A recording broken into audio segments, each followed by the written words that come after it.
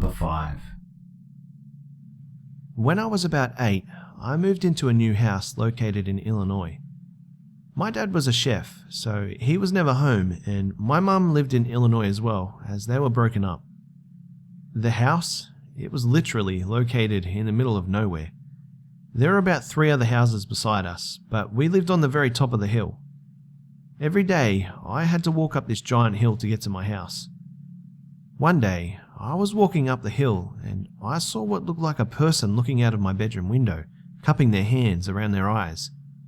I freaked out and refused to go inside all night until my dad came home. When my dad came home, he reassured me that it was just my imagination playing tricks on me. The following weekend, I was left by myself for about 20 minutes while my dad went to get pizza. We lived about 30 minutes from town, but my dad always sped. I was on my dad's computer playing some games when I heard what sounded like rustling from the attic. Me, being the stupid 8-year-old I was, assumed it was a squirrel or something.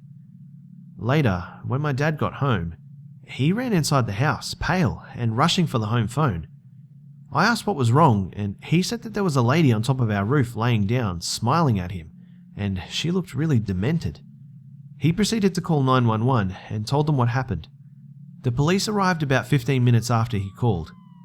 They looked around, but they found no evidence of anyone being on our property, so they kind of just dismissed it. The next day, which was Saturday, I stayed home by myself while my dad went to pay his bills. I slept in until about 12, and when I woke up, I saw a woman peeking her head around my door. I stared at her for a while, trying to process what was happening because I just woke up, so I had no idea if I was just imagining this. But then I realized I wasn't. I sat up fast and just started screaming, and the lady ran off.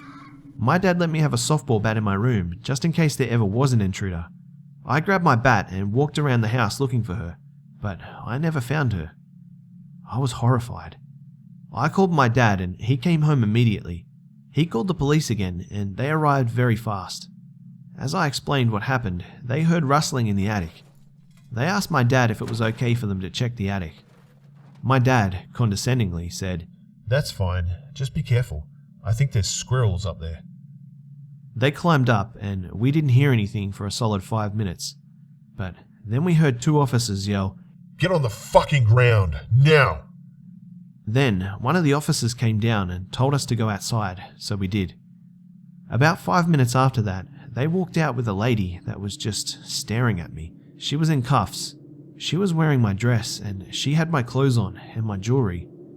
It scared me to think that someone came into my room, took my stuff, while I was probably asleep. I'm now 16 and I live in a town very far away from there, but I still wonder what would have happened to me if I never called my dad, or if I never woke up that day she was staring at me. Number 4. My name is Shane, and here's a bit of background. I'm from a small town called Wigston in the city of Leicestershire, England, and my town is a small community, and I know pretty much everyone in my town. This will be relevant later on in the story, but now on to the main story. I was in my home alone as my mum and dad were out on their honeymoon in Manchester. My parents are huge Manchester United fans, and they wanted to see the Manchester United Stadium. They also found a nice cabin to get away for a little bit. Now, I was 17 at the time, so it wasn't a big deal to me because I'd been home alone loads of times before. Plus, they only just recently got married, so I didn't mind being home alone because everyone's entitled to a break as soon as they get married.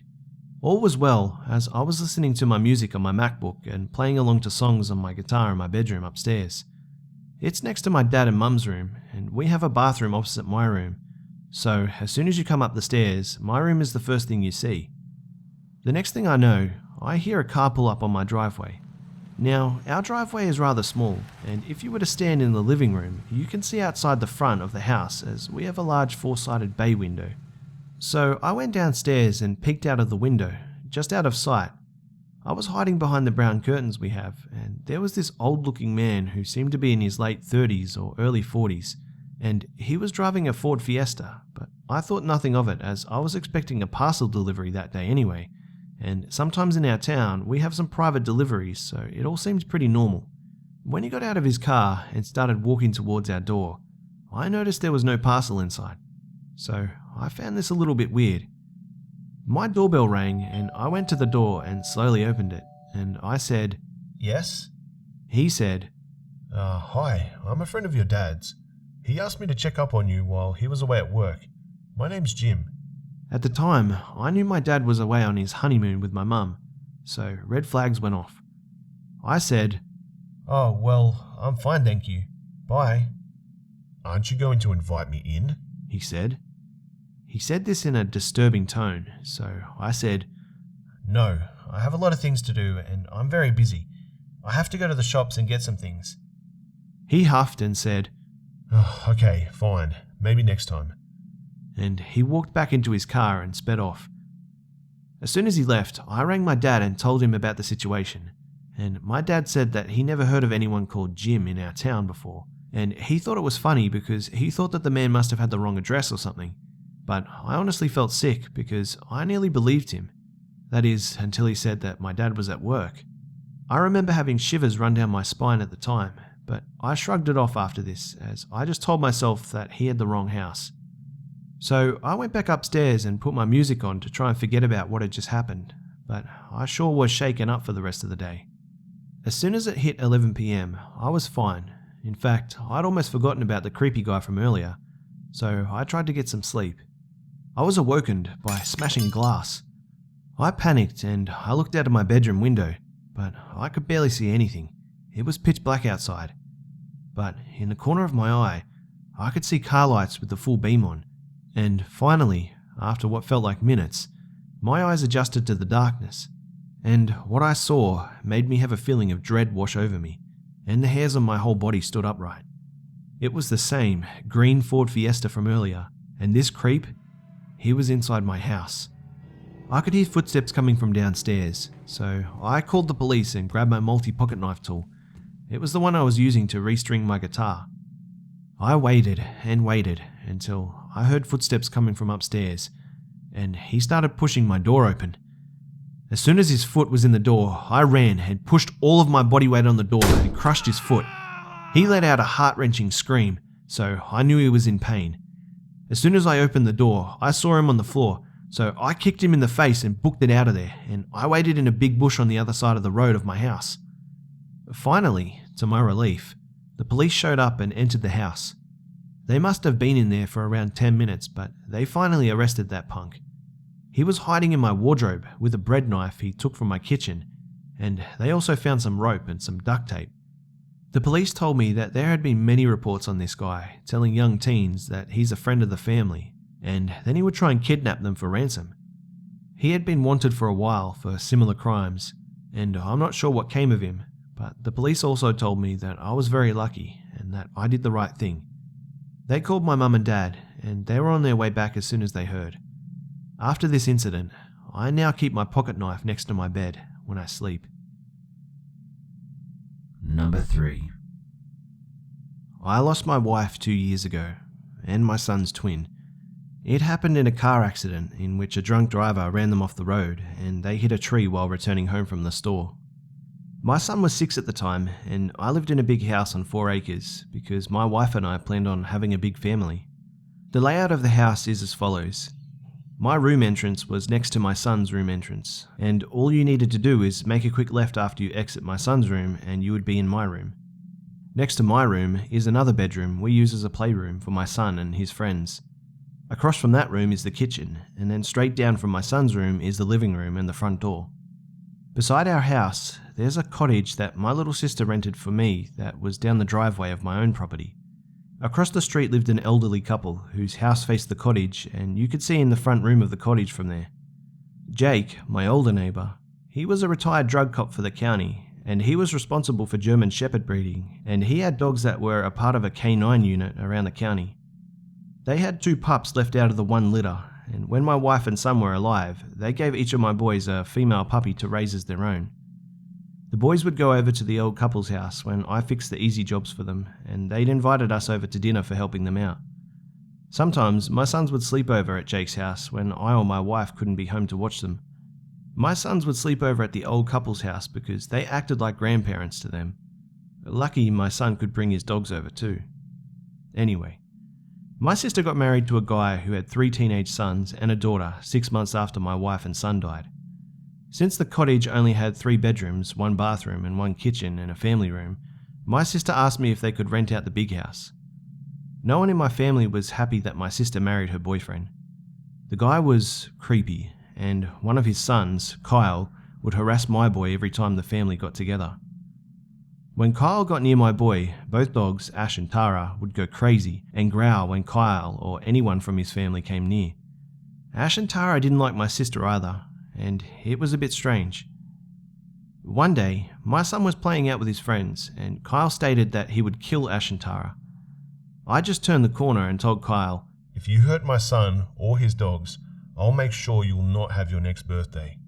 Kyle had the holy shit look on his face. Kyle ran and told my sister what I just told him. My sister called me and started yelling at me. I just told her basically if my son or dogs get hurt or die, she'll be taking it to the sheriff. Kyle was a troublemaker in our town, and if something was stolen or broken in, the sheriff would visit him as the prime suspect. The sheriff knew where Kyle lived, and the sheriff was actually my best friend growing up. One day, my son was playing outside the cottage while I was doing yard work.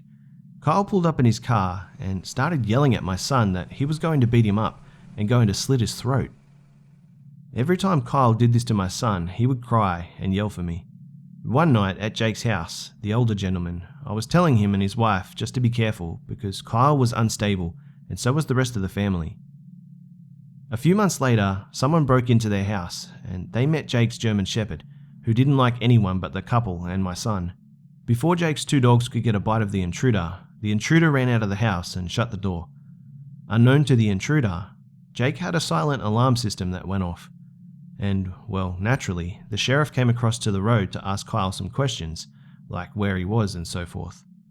Well, the police didn't catch the intruder, but my neighbours and I knew it was Kyle. After that incident, Jake told me of a buddy of his who worked on training canine dogs for the police and the feds. Jake's friend could teach both of my boys German Shepherds to protect him, and to train both dogs to be therapy dogs so they both would be around my boy all the time. I told him I was interested, and told Jake, no matter what the cost, I'd do it. So, I explained to my little boy that Tara and Ash would be going to doggy school over the summer, and he would go with them so the dog trainer could train them to protect him and myself. So when school let out for the summer, my son, Ash and Tara went to the training on the weekends, and I would go too. I would take my dogs, my son, Jake and his wife, my neighbours, so I could go to work. Then pick them all up after a day. Kyle surprisingly stopped by one day during the summer and asked me where my boy went during the day. I told him to piss off and get a life and get out of my sight and leave my son the fuck alone. This angered Kyle, and he told me that he would make sure I would pay for disrespecting him. He had that killer look in his eyes. I called my friend, the sheriff, and reported to him what Kyle told me. The sheriff came and talked to Kyle, and I came over to the cottage after. The sheriff told me that there was nothing he could do at the moment, but that I should think about arming myself. I told my friend I already carried a gun, and there's a gun in the house. After the sheriff left, my sister's husband came down and started to pound at my door, yelling and cussing at me for calling the cops on his son. I just told him to stay away from my home and my son. I also warned him that I had no problem protecting my son. This seemed to infuriate him even more, but he left when he saw Jake's son standing on Jake's porch just staring at us. Jake's son was also in the law enforcement, and I knew him because he thanked me for helping out his parents all the time. Jake's son also told me that his father kept him up on all of the drama that was happening at my house. My sister called me a few hours after the incident and told me that she decided to take her family and husband off for a vacation for a week or so to allow everyone to cool down. This truly was a blessing, and there was some peace and quiet for a few weeks. After a long summer of going to work and training with the dogs, my sister and her family came home. When I saw Kyle, he had this sinister look on his face, and I got a bad feeling, and was actually a bit scared. My son was a new person after the confidence with training the dogs and hanging out with Jake and his wife. It was the Saturday after Halloween that I had the scare of my life. I took my son and his bag full of candy to his room and laid him onto his bed to go to sleep for the night. Both dogs slept in the same room with my son near the entrance of the room. My son slept far away from the window that faces the main road and Jake's house. After putting my son to bed, I went to the kitchen to grab some soda and chips. I then went to the living room where the TV was. I was watching the news at around 10 p.m. and I must have dozed off. I was then suddenly awoken by glass being broken and my son's two dogs going absolutely crazy. The dogs were barking and some guy was yelling to get them off of him. I grabbed the shotgun I had in a safe in the closet in the hallway. By the time I found the dogs, they were barking and biting someone in my bedroom in the dark. When the person stood up, I shot them with my shotgun twice and the dogs ran out of the room. My first instinct was to look to see if my son was safe. I went to his room and he was in the closet crying, with the two dogs sitting out in front of the closet barking. I heard the front door open and I turned around and pointed my gun, and I saw that it was Jake and he had his shotgun. I told Jake to take my son over to his house and I would go over into the playroom to see if there was anyone in it. Jake took my son and the dogs followed. I heard police sirens in the distance now. I was later told that Jake's wife is the one who called the cops after hearing the shotgun shots at my house. The police pulled up and they came barreling through my front door with their guns drawn. I was told to put my gun on the floor and walk backwards with my hands in the air. I was detained in the police car until the sheriff came up to me, opened the door, and he told me that it was Kyle laying on the floor with a kitchen knife in his hand, and he looked dead. When my sister's husband heard this, he went crazy, and he began threatening to kill me and to do the same thing that I had done to his son. Well, the cops arrested him for threatening to kill me as well. I was taken down to the sheriff's department and questioned. After the sheriff and district attorney looked over the case, they did not file murder charges on me because of the threat Kyle made to my son, and Kyle broke into my home with the intent to kill me and my son. My sister, she was furious, and the day that she was told that no charges were going to be filed against me, she took her family up and left everything at my home she was renting. Unfortunately, she divorced her husband and then killed herself. I haven't heard from the husband, but from what the sheriff told me, he's serving a life sentence for killing his third wife. I still live in the same house with my son, and I still go visit Jake and his wife daily to make sure they're okay. I also thank them for being such good neighbours to me and my son. Number 2. This happened a few years ago. It was the 4th of July weekend, and my parents were actually going away. They had pets, so they asked me if I could stay at the house and watch them and feed them. I didn't mind and brought along my PlayStation to keep me busy. Now, they have a garage and it's detached from the house. There's one car in it and my father's tools. He has everything. This man could sell Craftsman half the company back if he wanted to. Anyway, it was the first night they were gone, and I was drinking and playing games until about 3 a.m. At this point, the bag they kept for cans was pretty full, mainly from me drinking beers. I pull the bag up and proceed out the back door, through the little back porch and to the recycling bins. As I'm doing this, I notice the side door to the garage is cracked open. Thinking mainly that my father had possibly left the garage door open, I go to close it. I'm walking towards the door, and it suddenly just shuts on me. I stand there frozen in fear and try to start thinking rational thoughts. Now, there's a window on the side of the garage about 3 feet from the door. I go to the window and cup my hands, trying to see if there's anything in there. I'm standing there for about a good minute looking into the darkness. I keep thinking I can see little bits of movement, but I wasn't sure if it was just my eyes playing tricks on me. I'm just about to say it was the wind when suddenly this hideous white face turns and looks at me. That whole time, I hadn't been looking into the darkness. I was actually looking at the black hair on the side of someone's head. Someone who was watching the door. Here I am, eye to eye with this face for what seems like forever. I'm almost paralyzed. I fall back and then scramble to my feet. I run up the little stairs through the screened-in porch and into the house. I lock the door behind me and I turn the light off in the kitchen and look through the window. I see the light in the garage going on and off through all the windows. I start running through the house, turning every light I come across off. If there was somebody out there, I didn't want them to know where in the house I was. I begin making my way to the front room, when I hear a loud bang from the back door. Suddenly, I hear glass breaking, and what I can only describe as what sounded like a high-pitched dog whining. Almost shitting bricks, I turn and run towards the dining room where my phone had been charging. Doing so, I was in direct sight of the back door. I grabbed my phone and turned, and I'll never forget this image. As I turned, I saw the same face I saw in the window, only connected to a head that was smashed through the window of the door. Blood was pooling on the floor, and it was dripping down the door. His head and his arm were in the house. He was moving and flailing frantically. I saw one hand up against the top part of the door holding the frame. I also noticed it was partially gripping a hatchet. I nearly passed out from fear. At this point, I yelled something. I don't remember what was said, but it was enough that the person noticed me in the darkness and started pulling himself through the broken glass. I got my legs working again and ran to the front room and started pulling the door open. This is when I started hearing that loud shrieking again. I managed to lock the bottom lock on the handle as I got myself outside. Once I got out, I dialed 911 and screamed for the police. I hid around the corner of my car in the driveway and listened. All I could hear was whining and screaming while the insane person just smashed things in the house. About 5 minutes after I called, the police showed up. Right when they saw me, they came over and asked what was going on. I told them, and they looked to the house and called for backup. Right as we all looked, we noticed the man at the front door. He was standing in the glass door with the main inside door open. He was wearing a white shirt with what looked like bicycle shorts and no shoes on. He was still holding the hatchet and he was bleeding everywhere. The cops pulled their guns out, but the man closed the door and went back into the house.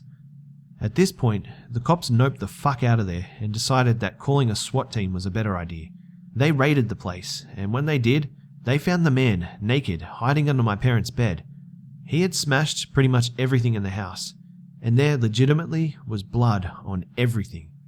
He had cut his arm and stomach wide open with the glass in the back door. He took an ambulance ride to the hospital, of course, after he was tased. Apparently, he was a mentally unstable individual, and he was living in the garage the whole time. I don't know how long he'd been in there for, or even how he got in there, but it was my father's hatchet he was using. It was found buried in the wall of the living room. Number 1. This just happened a few weeks ago. I work for a security company as a patrol officer in Oregon. It's a kind of semi-police operation. We patrol client properties and respond to alarms as well as non-emergency calls. While on a routine patrol at about 4 in the morning, I received an alarm call about 16 miles from my location, out in a very rural area. It was just a garage door hit, no motion sensors or other alarms, which is usually an indication of a false alarm or an animal hitting the door or something. I'd just been called out to that location a few days prior to the same thing and knew that no one was currently living there. So I notified the other officer on duty and headed out to what I expected would be an uneventful call. Now, for those of you who don't know, winter in my part of Oregon is very foggy and wet. At 4 o'clock in the morning, there's a heavy overcast allowing no moonlight in. You can't even see the city lamps from the interstate off-ramp at this time. I cruised onto the interstate, going a whopping 55 miles per hour through the thick blinding fog, and arrived to the exit I needed to take after a few minutes. I carefully drove through the back roads to the long, pothole-filled gravel road that was the private drive to the residence where the alarm was located. I slowly crept up the steep drive, slipping in and out of the water-filled holes, which were unavoidable, having less than 10 feet of vision through the thick fog. Large evergreen trees and tall thick grass lined the narrow single-car road. There was no way for me to safely turn around until I reached an actual driveway. The now mostly dirt road split into a Y shape with a large sign in the fork that had an arrow pointing both ways, with corresponding addresses and family names. I turned onto the fork that I had previously driven a few days ago. I knew the road got pretty sketchy for a rear-wheel drive car at this point. The driveway looked as if it hadn't been maintained in years. It was dirt, and now mud from last night's rain, making it both slippery and steep. I had to give the patrol car some gas to get enough momentum up the driveway without getting stuck. A few seconds of slipping, sliding, and a lot of jostling, I arrived at the house. It was a newer, mobile home, probably early 2000s, with an addition that housed a real fireplace, and the owner had built a detached 2-car garage, as well as a covered walkway to it. The driveway led me to an empty piece of concrete slab, matching the house foundation, where 6 cars could have easily parked. The property was about 5 acres backed up to the BLM land, meaning government-owned land, which translates to, the house had a shit ton of forest behind it. As I pulled up onto the concrete slab, I noticed a weak light in the woods behind the house. Immediately, I clicked on the spotlight and shined it in that direction. I couldn't make anything out through the fog, but I was sure I saw something. I didn't hear an audible alarm, so I rationalized that it may have been a reflector on a tree or my eyes just playing tricks on me. I parked the patrol car and turned on my alley lights to give me a little more insight to my surroundings. I drew my weapon and exited the car, feeling a bit on edge. I radioed to my partner that I was on the scene and received a broken but readable acknowledgement. I approached the covered walkway separating the garage from the house with my flashlight and weapon at the low ready. My heart stopped as I peeked around the corner to see muddy boot prints leading to the garage door that was open. Light was streaming out from what should have been an unoccupied garage, illuminating tools and garbage strewn across the walkway and the boot prints which led to the back of the house. I saw splinters of wood jutting from the garage door jamb, telling me the door was forced open. A quick glance to the house and I saw large gashes in the siding, as if someone was trying to hack their way in with an axe or something. I pointed my weapon in the direction of the door and backed up to my patrol vehicle. Rain had turned from a light sprinkle to heavy falling globs now. I took cover by my vehicle and radioed my partner. 2-3 from 2-0. Code 423. He replied, very scratchily. I've got an active code 48. The door is kicked in. I called to him hurriedly. 20, you were broken. Repeat your last. I heard him call back. Damn it. I cursed and hopped into the driver's seat to use my car radio. 2-3. Entry has been made into this home. Copy 20. Watch at 20. I relayed the address and my location to my partner, and he acknowledged. I hopped back out of the seat and retreated to my cover position. My ears strained to hear any noise, other than the hum of my engine and the downpour of rain. My eyes felt wild as they darted around the darkness trying to catch any signs of danger within. I shuddered with adrenaline, cold, and fear, feeling completely exposed in the darkness with backup miles away. An explosion ruptured through the white noise, and I dropped to a knee, ducking behind my four-wheeled cover. My meter now reaching maximum, I peeked over the trunk and quickly scanned the area for a threat, seeing nothing. I half crouched with my weapon raised and sidestepped to my open driver door. I scanned quickly one more time and jumped into the seat. I put my weapon in my left hand, threw the car into drive, and floored it down the muddy driveway. I slid and sideswiped a wooden post lining the driveway, knocking it over, but continued unflinchingly. I floored it past the fork until I reached the thick gravel part of the road, about halfway from the driveway to the cross street. I slammed on the brakes, skidded to a stop, and then began an 8-point turn, slamming into a couple of unsuspecting saplings and denting my rear bumper. I faced my vehicle towards the house and presumed danger. I left the vehicle and drive, my gun in my left hand, and pulled out my phone with the right to call the on-call sergeant. I called, and my sergeant answered after a few rings. What's up? A tired voice asked. I'm at... Entry has been made and possible shots fired. I've not made a visual contact with the suspect.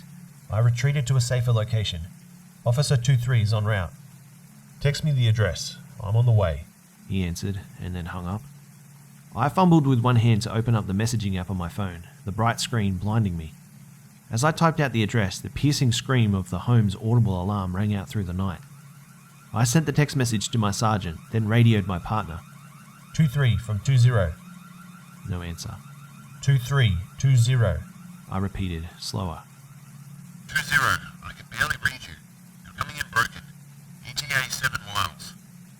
Copy 2-3. Be advised. I have possible shots fired. No visual, and I'm now about 100 yards up the driveway from the turnoff. 20, confirm. Shots fired? Affirmative. No visual on suspect. Copy. I sat, weapon in hand, foot just above the gas pedal, waiting to plough the nose of my patrol car through the fence of whatever danger showed itself. Paranoia grew for what felt like an eternity, until the flashing amber and white lights of my partner's patrol car appeared in my rearview mirror. I floored the gas pedal and roared the now beaten Crown Vic up the private drive once more, and I turned my amber light bar on. 2-3. We're going to take the right fork. The driveway is shit. Stay to the left and gun it, or you'll get stuck. Stay on my ass. Copy. Our Crown Vics roared up the driveway, and the home came into view again. I pulled my car into a half-turn and park, my partner mimicking. Before I realised it, I was out of the car and marching forward into the ready position, my weapon and light leading. The alarm deafened us as we approached, sharp daggers of pain stabbing into our unprotected ears. My partner on my heels, we approached the scene I had left. I scanned around the corner of the garage again to find a flurry of new boot prints and some of the tools now gone. We pushed forward, taking the right wall of the garage, my partner taking the left wall belonging to the house. His wall stopped short of the garage door, so he took aim at the door while I picked around his wall. I nodded to him, and he quickly scanned around the corner while I covered him. He then fell in behind me as I advanced to the door. He placed his hand on my back, and we burst into the garage, flanking along the walls. But we found it empty. We quickly turned back to the main home, checking doors and windows along the back porch as we went. They were all locked, and through one of the uncovered windows, I could see that the home appeared empty. We circled around the home, finding no signs of entry into it. We rallied back to our patrol cars as the sergeant pulled on the scene in his personal vehicle. I yelled to the sergeant through the still blaring alarm that we still hadn't had any eyes on the suspect. He nodded in acknowledgement and motioned for the three of us to go to the front door. We did this, and while my partner watched the door, the sergeant and I cleared the home and disarmed the alarm. As we thought, no entry had been made. Our ears, now relieved of the sirens, rang instead with the sudden silence. We rallied into the entryway of the home, and I informed the sergeant of our findings thus far. It was a little after 5 o'clock now. The fog had lifted considerably, and the rain had stopped entirely. We walked back to the garage to show the sergeant. Well, shit, he said, looking at the garage door. Looks like he took a pry bar to this. Doesn't look like the deadbolt was engaged. He photographed the damage with his phone. I turned his attention to the exterior wall of the home and the gashes in it. Well, that's a first for me. Why didn't he just go through the door? He inspected the damage closer and said it looked like it had been made with an axe. My partner and I nodded in agreement. Where did you hear the shots from? He asked me. I pointed out into the woods behind the house. I can't be entirely sure, but I think it came from out there. I thought I saw like a low power flashlight out there when I arrived, but I couldn't make it out through the fog and it disappeared as soon as I noticed it. Well, you want to check it out? The sergeant asked, pointing to the trail of single pair of boots leading away from the property. Not really, I muttered as the three of us marched into the darkness. We flicked our flashlights on and off and moved in a slow and steady scan-advance-scan movement, about 10 feet beside one another, trying to follow the trail while not being an obvious target for the lone gunman in the woods. We lost the trail when it reached soft grass complemented with fallen leaves, and we turned back.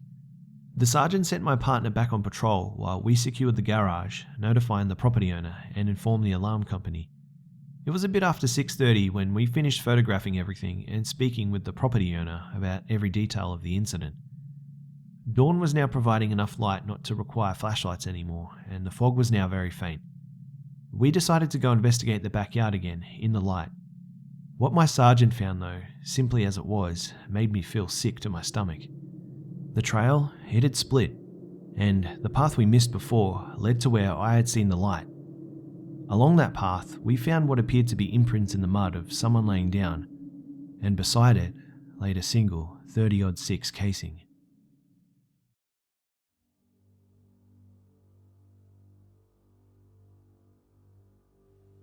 G'day mates, it's Busta here.